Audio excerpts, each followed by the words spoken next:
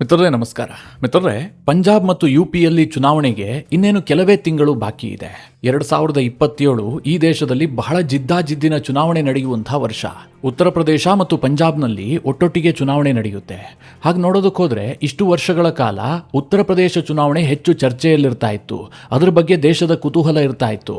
ಆದರೆ ಇದೇ ಮೊಟ್ಟ ಮೊದಲ ಬಾರಿಗೆ ಯುಪಿಯ ಜೊತೆಗೆ ಪಂಜಾಬ್ನ ಚುನಾವಣೆಯೂ ಕೂಡ ಬಹಳ ಚರ್ಚೆಯಲ್ಲಿದೆ. ಜನ ಕುತೂಹಲದಿಂದ ನೋಡ್ತಾ ಇದ್ದಾರೆ.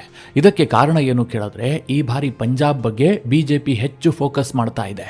ಬಂಗಾಳದ ಚುನಾವಣೆ ಆದ ಬಳಿಕ ಬಂಗಾಳದಲ್ಲಿ ಯಾವ ರೀತಿಯಾಗಿ ಮ್ಯಾಜಿಕ್ ಮಾಡಿದ್ರೋ ಅದೇ ರೀತಿಯ ಮ್ಯಾಜಿಕ್ ಅನ್ನ ಪಂಜಾಬ್ನಲ್ಲೂ ಮಾಡಬೇಕು ಅಂತ ಬಿಜೆಪಿ ಯತ್ನ ಮಾಡ್ತಾ ಇದೆ. ಅಮಿತ್ ಶಾ ಪಂಜಾಬ್ ಬಗ್ಗೆ ವಿಶೇಷ ಆಸಕ್ತಿಯನ್ನು ವಹಿಸ್ತಾ ಇದ್ದಾರೆ. ಯಾಕೆ ಪಂಜಾಬ್ ಚುನಾವಣೆ ಬಗ್ಗೆ ಪೀಟಿಗೆ ಹಾಕ್ತಾ ಇದ್ದೀನಿ ಅಂತ ಅಂದುಕೊಂಡ್ರಾ? ಇದಕ್ಕೊಂದು ಕಾರಣ ಇದೆ. 2027ರಲ್ಲಿ ಪಂಜಾಬ್ನಲ್ಲಿ ವಿಧಾನಸಭಾ ಚುನಾವಣೆ ನಡೆಯುತ್ತಲ್ಲ, ಅದು ಈ ಬಾರಿ ಚತುಷ್ಕೋಣ ಸ್ಪರ್ಧೆ ಆಗುತ್ತೆ ಅಂತ ಎಲ್ಲರೂ ಭಾವಿಸಿದ್ರು. ಒಂದು ಕಡೆ ಬಿಜೆಪಿ ಇರುತ್ತೆ, ಇನ್ನೊಂದು ಕಡೆ ಆಮ್ ಆದ್ಮಿ ಪಕ್ಷ ಇರುತ್ತೆ, ಮತ್ತೊಂದು ಕಡೆ ಶಿರೋಮಣಿ ಅಕಾಲಿ ದಳ, ಇನ್ನೊಂದು ಕಡೆಯಲ್ಲಿ ಕಾಂಗ್ರೆಸ್. ಈ 4 ಮದಗಜಗಳ ನಡುವೆ ಕಾದಾಟ ಆಗುತ್ತೆ ಅಂತ ಎಲ್ಲರ ನಿರೀಕ್ಷೆ ಇತ್ತು. ಆದ್ರೆ ದಿಢೀರಂತ ಬಿಜೆಪಿ ತನ್ನ ತಂತ್ರಗಾರಿಕೆಯನ್ನ ಬದಲು ಮಾಡಿಕೊಂಡಿದೆ.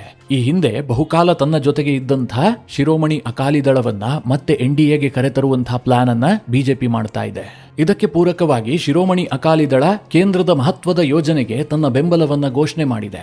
ಇದು ಕಾಂಗ್ರೆಸ್ ಮತ್ತು ಆಮ್ ಆದ್ಮಿ ಪಕ್ಷದ ಕೋಟೆಯೊಳಗೆ ಬಹಳ ದೊಡ್ಡ ಬಿರುಗಾಳಿಯನ್ನ ಎಬ್ಬಿಸಿದೆ.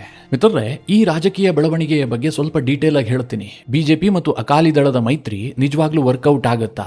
ದಿಢೀರಂತ ಬಿಜೆಪಿ ತನ್ನ ತಂತ್ರಗಾರಿಕೆಯನ್ನ ಬದಲು ಮಾಡಿದ್ಯಾಕೆ? ಇದು ಕಾಂಗ್ರೆಸ್ ಮತ್ತು ಆಮ್ ಆದ್ಮಿ ಪಕ್ಷಕ್ಕೆ ಯಾವ ಮಟ್ಟಿನ ಒತ್ತಡವನ್ನ ತಂದಿಟ್ಟಿದೆ? ಇದು ರಾಷ್ಟ್ರ ರಾಜಕಾರಣದ ಮೇಲೆ ಯಾವ ರೀತಿಯಾದಂತಹ ಪರಿಣಾಮ ಬೀರುತ್ತೆ? ಇದೆಲ್ಲದರ ಬಗ್ಗೆ ನಿಮಗೆ ಡೀಟೇಲ್ ಆಗಿ ಮಾಹಿತಿ ಕೊಡ್ತೀನಿ. ನೀವು ಈ ವಿಡಿಯೋನ ಕೊನೆವರೆಗೂ ಮಿಸ್ ಮಾಡದೆ ನೋಡಿ. ಪಂಜಾಬ್ ಪಾಕಿಸ್ತಾನದೊಂದಿಗೆ ಗಡಿ ಹಂಚಿಕೊಂಡಿರುವಂತಹ ಈ ದೇಶದ ಅತ್ಯಂತ ಇಂಪಾರ್ಟೆಂಟ್ ಆದಂತಹ ಒಂದು ಪುಟ್ಟ ರಾಜ್ಯ.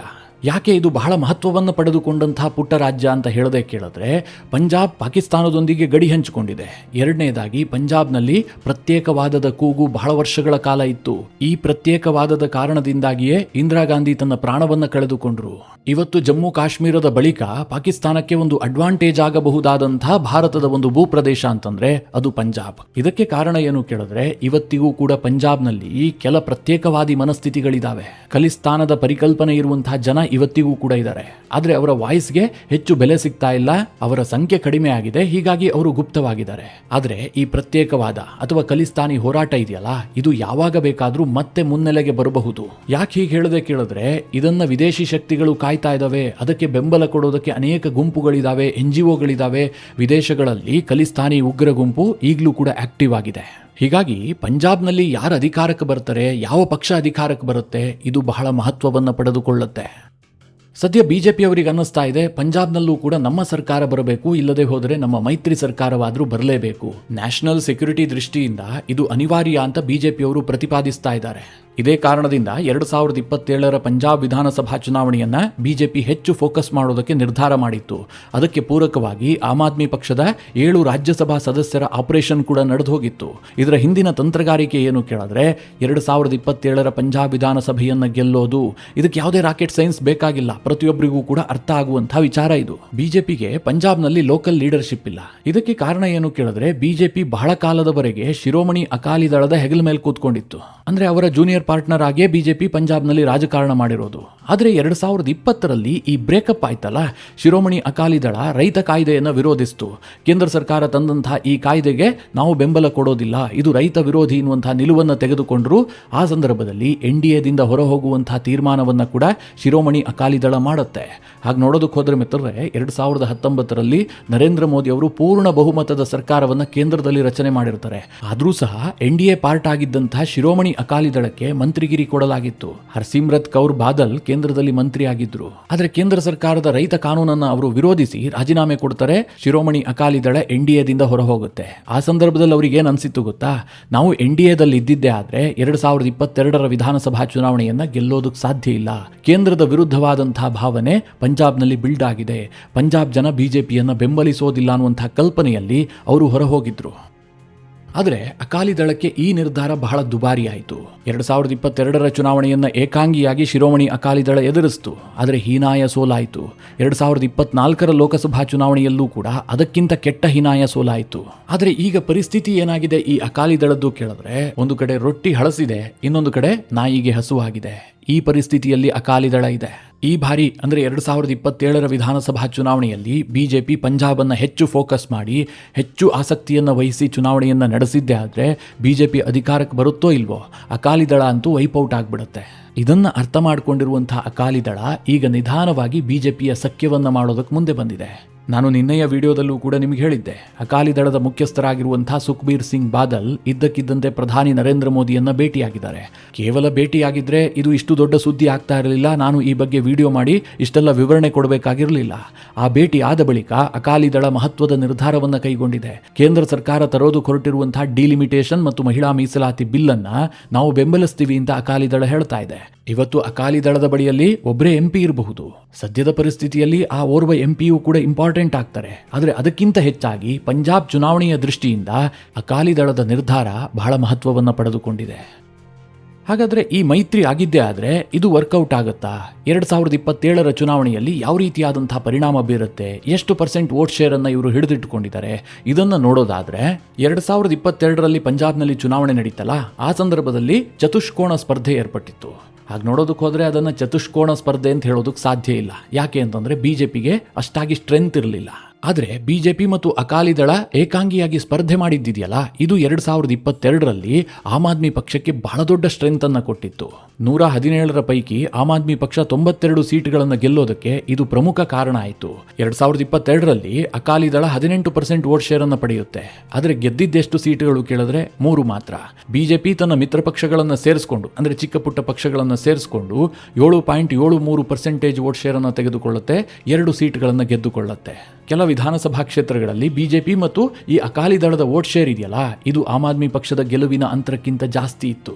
ಅದರ ಅರ್ಥ ಏನು ಕೇಳಿದ್ರೆ, ಆಮ್ ಆದ್ಮಿ ಪಕ್ಷಕ್ಕೆ ಇವರಿಬ್ಬರ ನಡುವೆ ಆದಂತಹ ಮತ ವಿಭಜನೆ ನೇರವಾಗಿ ಲಾಭ ಮಾಡಿಕೊಡ್ತು. ಜೊತೆಗೆ ಬಿಜೆಪಿ ಇಲ್ಲದೆ ಅಕಾಲಿ ದಳ ಏಕಾಂಗಿಯಾಗಿ ಗೆಲ್ಲೋದಕ್ಕೆ ಸಾಧ್ಯ ಇಲ್ಲ ಅಂತ ಅವರ ವೋಟರ್ಸ್ಗೆ ಗೊತ್ತಿತ್ತು. 2007 ಮತ್ತು 2012 ಬಿಜೆಪಿ ಜೊತೆಗಿದ್ದ ಕಾರಣದಿಂದಾಗಿಯೇ ಅಕಾಲಿ ದಳ ಅಧಿಕಾರಕ್ಕೆ ಏರಿತ್ತು.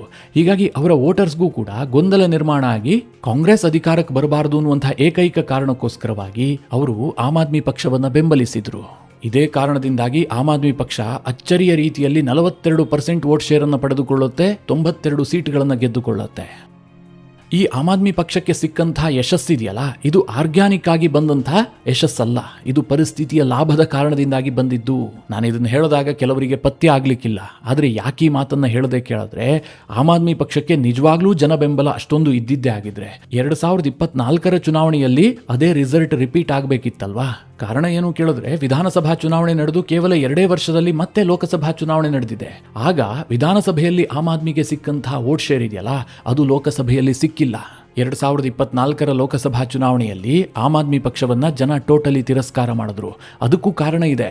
ಈ ಆಮ್ ಆದ್ಮಿ ಪಕ್ಷದವರ ರಾಜಕಾರಣ ಹೇಗಿತ್ತು ಗೊತ್ತಾ?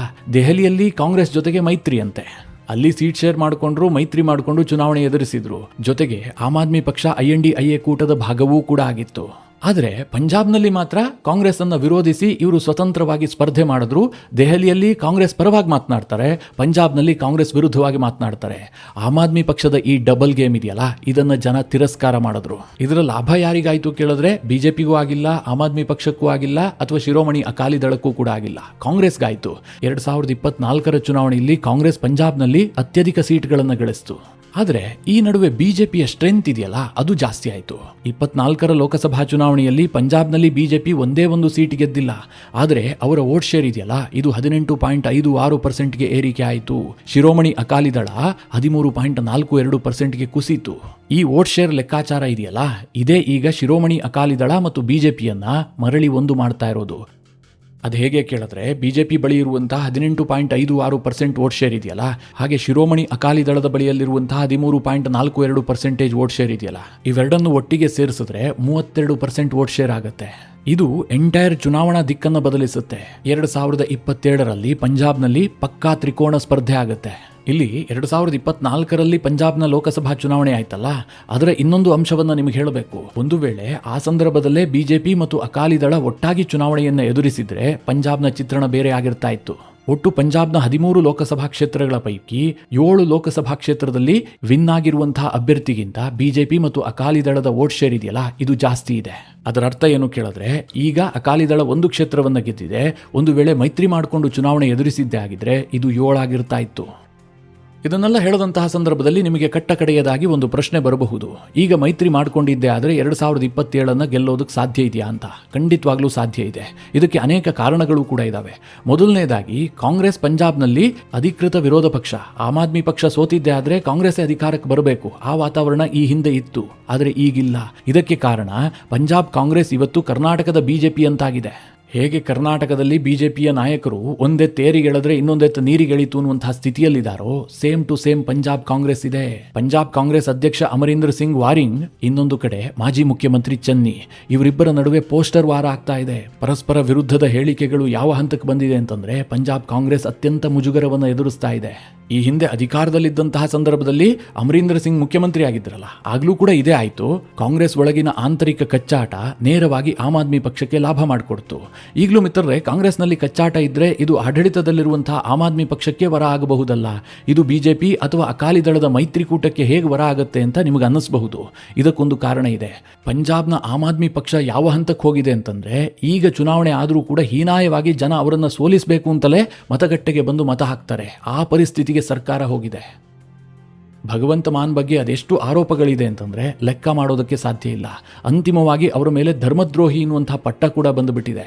ಜನರಿಗೆ ಬಹಳ ತಿರಸ್ಕಾರದ ಭಾವನೆ ಇದೆ. ಅದಕ್ಕೆ ಅರವಿಂದ್ ಕೇಜ್ರಿವಾಲ್ ನಾನಾ ರೀತಿಯಲ್ಲಿ ತಂತ್ರಗಾರಿಕೆ ಮಾಡ್ತಾ ಇದ್ದಾರೆ. ಒಂದು ವೇಳೆ ಈ ಬಾರಿ ನಾವು ಅಧಿಕಾರಕ್ಕೆ ಬಂದರೆ ನಾನೇ ಮುಖ್ಯಮಂತ್ರಿ ಆಗ್ತೀನಿ ಎನ್ನುವ ರೀತಿಯಲ್ಲಿ ಅವರು ಬಿಂಬಿಸಿಕೊಳ್ತಾ ಇದ್ದಾರೆ. ಆದರೆ ಜನ ಇನ್ನೊಮ್ಮೆ ಆಮ್ ಆದ್ಮಿ ಪಕ್ಷಕ್ಕೆ ಅಧಿಕಾರ ಕೊಡುವಂತಹ ಸ್ಥಿತಿಯಲ್ಲಿಲ್ಲ. ಈ ಹಿಂದೆ ಅಮಿತ್ ಶಾ ಏನು ಯೋಚನೆ ಮಾಡಿದ್ರು ಅಂತಂದ್ರೆ, ಏನಾದ್ರೂ ಆಗ್ಲಿ ಹೆಚ್ಚು ಪ್ರಯತ್ನವನ್ನ ಹಾಕೋಣ, ಬಂಗಾಳದಲ್ಲಿ ಆದಂತೆ ಮ್ಯಾಜಿಕ್ ಆದ್ರೂ ಆಗಬಹುದು ಅಂತ.